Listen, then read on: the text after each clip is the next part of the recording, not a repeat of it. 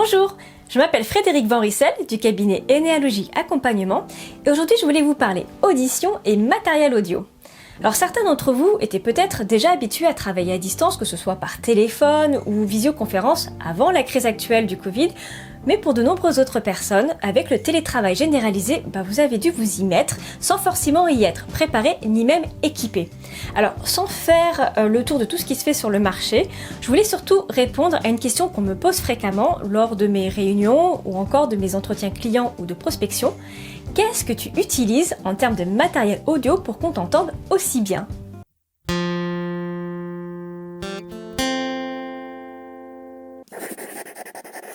Pour commencer, je voulais vous rappeler quelques fondamentaux de l'audition. Les sons correspondent à des ondes vibratoires invisibles qui circulent le long de votre conduit auditif pour atteindre ces petites cellules ciliées qui se trouvent dans la cochlée, vous savez, ce petit escargot. Elles ont pour mission de traduire les sons de votre environnement en signal électrique pour votre cerveau afin que vous puissiez comprendre le monde qui vous entoure. Chaque cellule ciliée est spécialisée dans la détection d'une fréquence précise. Or, à la naissance, vous ne disposez que d'un stock limité de cellules ciliées qui n'ont pas la capacité de se régénérer.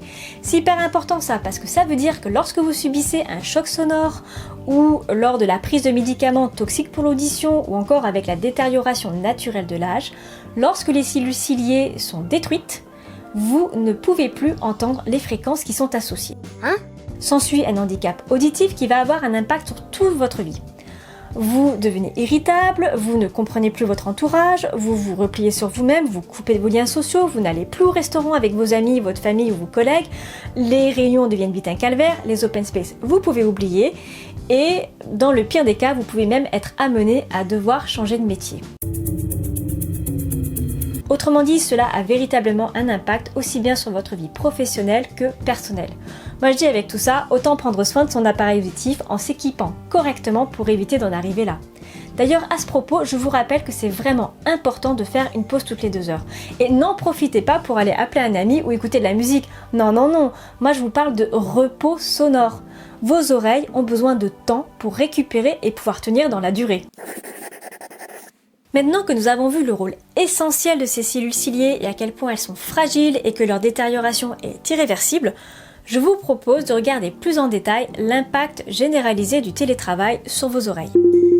Certains d'entre vous peuvent se retrouver dans des contextes sonores beaucoup plus bruyants que d'habitude durant les heures de travail, soit parce qu'il y a des travaux près de chez vous, que vous avez des enfants qui donnent de la voix, une ou plusieurs personnes qui se trouvent dans la même pièce que vous, ou alors carrément vous entendez les voisins. Il est clair que dans cette situation-là, ça devient très vite éprouvant d'écouter vos interlocuteurs pendant vos réunions avec vos clients et vos prospects. Surtout si de l'autre côté, votre interlocuteur est également dans un environnement bruyant et qu'il est mal équipé. Alors s'il vous plaît, faites un effort, munissez-vous d'un micro, c'est essentiel. 1, 2. Je tiens à préciser que le micro intégré de votre ordinateur portable n'est pas suffisant, tout simplement parce que vous avez vu la distance qu'il y a entre votre bouche et votre ordinateur, sans mentionner que vous ne savez pas exactement où se trouve le micro. Certaines personnes peuvent également avoir tendance à parler moins fort lorsqu'elles se trouvent derrière un écran ou un téléphone, ou à marmonner dans leur barbe.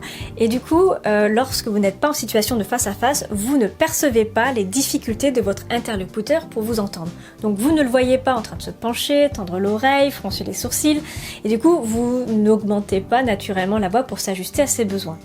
Je vous raconte pas les cervicales et les lombaires à la fin de la journée quand il a passé son temps à essayer de vous entendre. Pour s'isoler du bruit environnant et compenser le volume de voix insuffisant de la part de vos interlocuteurs, vous pourriez être tenté d'utiliser des écouteurs ou des casques audio pour mieux entendre.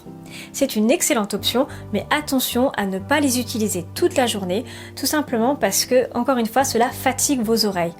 Prévoyez dans votre emploi du temps des plages sans réunion, sans appel, sans rien. Vos oreilles en ont vraiment besoin. Nous avons tous une sensibilité au bruit différente en fonction de nos parcours de vie et de notre âge. Les premières fréquences que l'on va perdre en vieillissant, ce sont les hautes fréquences. Or, lorsque vous réécoutez un message que vous auriez laissé sur un téléphone ou un ordinateur, vous êtes déjà rendu compte à quel point votre voix vous semblait plus aiguë ? Tout simplement parce que les appareils que vous utilisez et les réseaux locaux du type Wi-Fi ou Bluetooth octroient une capacité de transmission des ondes sonores de votre voix particulièrement réduite, ce qui altère la qualité de l'audio. À titre d'information, les fréquences utilisées par la voix humaine se situent autour de 100 Hz pour un homme, 200 pour une femme, 300 pour un enfant, et cela va jusqu'à 8000 à 10 000 Hz pour les consonnes sifflantes du type S. S comme un serpent. Or, il s'avère que dans toutes les fréquences disponibles, l'oreille humaine est particulièrement à l'aise avec celle qui se trouve entre 20 Hz et 400 Hz. Et au-delà, cela peut vite devenir une gêne pour de très nombreux interlocuteurs. Or, il s'avère que les opérateurs de téléphonie octroient au plus bas une bande passante qui commence à 800 Hz, allant jusqu'à 1800 Hz. Déjà là, vous vous rendez compte que, à la base, la fréquence octroyée par le téléphone est particulièrement inconfortable pour de très nombreux interlocuteurs. Je ne vous parle pas de toutes les fréquences qui manquent, qui altèrent notre perception des sons, ce qui fait qu'on mélange les consonnes, les voyelles, on ne comprend pas toujours ce qu'on nous dit. Et pour si peu que ça tombe sur une bande de fréquences qui vous manque parce que vous les avez déjà perdues, alors là je vous raconte pas le carnage. Alors si je vous dis tout ça, c'est tout simplement parce que j'ai travaillé pendant plus de 20 ans dans le monde de l'audio en tant qu'ingénieur. Et tout ce que je vous dis là, j'ai pu l'expérimenter par moi-même. À commencer par l'hypersensibilité au bruit, la perte d'audition, les acouphènes et le fait de devoir me réorienter au niveau professionnel parce que je n'arrivais plus à suivre. Si bien qu'aujourd'hui je suis hyper sensible à la qualité de l'audio et c'est devenu une nécessité pour moi de m'équiper correctement pour être en mesure de pouvoir suivre une conversation avec mes clients et mes prospects, sans avoir trop mal aux oreilles à la fin de la journée. Si bien que ça nous amène sur le sujet qui vous intéresse le plus, à savoir comment vous équiper pour protéger vos oreilles et vous faire bien comprendre de vos interlocuteurs. Pour mieux entendre, certains d'entre vous seront tentés d'utiliser des écouteurs.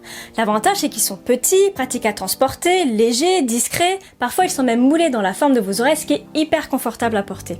L'inconvénient c'est que vous pouvez aussi passer plus de temps à les chercher dans votre sac ou tout simplement oublier où est-ce que vous les avez posés la dernière fois. J'attire votre attention sur le fait que vous allez passer beaucoup de temps à les mettre, les enlever, et en fait en ce faisant vous allez également introduire des impuretés dans votre conduit auditif, ce qui peut entraîner des bouchons ou des infections, donc pensez bien à les laver régulièrement. J'attire également votre attention sur le fait que lorsque vous écoutez de la musique avec vos écouteurs, généralement vous avez la main sur le volume sonore en entrée car vous allez écouter des playlists qui sont globalement homogènes. Mais lorsque vous êtes en réunion, vous vous exposez à davantage de bruits inattendus comme une sonnerie, une porte qui claque, un objet qui tombe, quelqu'un qui éternue, qui se mouche, qui tousse. Et là, vous n'avez aucune protection, vous le prenez directement dans vos oreilles, ce qui peut être nuisible. Donc attention parce que vous exposez davantage vos oreilles à des nuisances sonores inattendues. Concernant les micros qui sont associés à ce type d'écouteurs, il y a deux options. Tout d'abord, le filaire. Franchement, je vous le déconseille. Pour la simple et bonne raison que vous parlez rarement en face de votre micro, qui se balade le long de votre corps, toujours avec un temps de retard. Résultat, votre interlocuteur vous entend mal, et ce qui va ressortir davantage, ce sera les frottements sur vos vêtements, ainsi que les percussions à chaque fois que vous tournez la tête et que le micro heurte votre corps.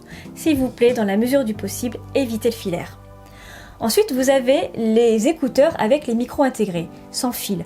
Alors là, ça va vraiment dépendre de la qualité de votre matériel ainsi que de son usure. Tout simplement parce que le micro se trouve au niveau de vos oreilles, donc assez loin de votre bouche. Du coup, si vous n'y mettez pas un certain prix, la qualité n'est pas franchement au rendez-vous, donc à voir. Si vous pouvez éviter, faites-le. Si vraiment vous voulez utiliser cette option, mettez-y le prix. L'avantage des casques audio par rapport aux écouteurs, c'est qu'ils sont équipés d'une mousse protectrice qui englobe vos oreilles, qui couvre davantage le bruit ambiant. Vous pouvez même utiliser des casques qui utilisent la technologie de réduction du bruit active et là c'est carrément idéal car ça filtre tout le brouhaha comme le bruit des moteurs ou le bruit ambiant. Là ça vous permet de vous focaliser exclusivement sur la voix de votre interlocuteur. En plus de ça, ils sont conçus pour filtrer toutes les fréquences qui pourraient être nuisibles, donc vous pouvez les utiliser en toute sécurité, même si quelqu'un fait du bruit de façon inopinée. Le seul inconvénient, c'est qu'ils sont beaucoup plus lourds à porter, donc du coup, à la fin de la journée, si vous avez des fragilités au niveau des cervicales, ça peut vous faire un petit peu mal. Si vous portez des lunettes, cela va appuyer également sur vos tempes, donc ça peut être désagréable, et puis ça tient extrêmement chaud. Leur grand avantage, ça va être le micro que vous placez devant votre bouche. Avec ce genre de micro, on vous entend super bien. Le seul inconvénient, c'est que si vous le déplacez pour boire, par exemple, ou vous moucher, et que vous oubliez de le remettre en place, tout simplement, on ne vous entend plus. Donc, un conseil, pensez bien à le remettre en place. Et là, tout est parfait pour tout le monde. Enfin, je voulais vous parler des enceintes avec micro intégré du type speakerphone. Pour moi, ça c'est vraiment idéal parce que le bruit n'entre pas directement dans votre conduit auditif. En plus, vous le posez devant vous et ces micros multidirectionnels font qu'ils vous captent peu importe ce que vous fassiez, vous pouvez bouger autour, on vous entend super bien. Pour répondre à la question qui m'a été posée en début de vidéo, c'est ça que j'utilise dans toutes mes conversations, que ce soit par téléphone ou visioconférence. Par contre, il est clair qu'avec ce type de matériel, il faut avoir une pièce dédiée parce que sinon ça deviendrait vite la cacophonie. Voilà! En termes de bonnes pratiques pour faciliter votre quotidien ainsi que celui de vos interlocuteurs, il est essentiel que chacun s'équipe d'un bon micro et d'un bon récepteur. Que ce soit écouteurs, casque ou enceinte, faites votre choix. En tout cas, je vous déconseille fortement de vous contenter des micros intégrés de vos ordinateurs et de vos téléphones. Si vous voulez que vos conversations soient beaucoup plus agréables avec vos clients et vos prospects, investissez dans du bon matériel. Ça vaut le coup et en plus, ça protège vos oreilles. Si vous avez aimé cette vidéo, abonnez-vous. Et si vous voulez me retrouver, c'est sur enealogy.fr ou encore contact@enealogy.fr. À bientôt!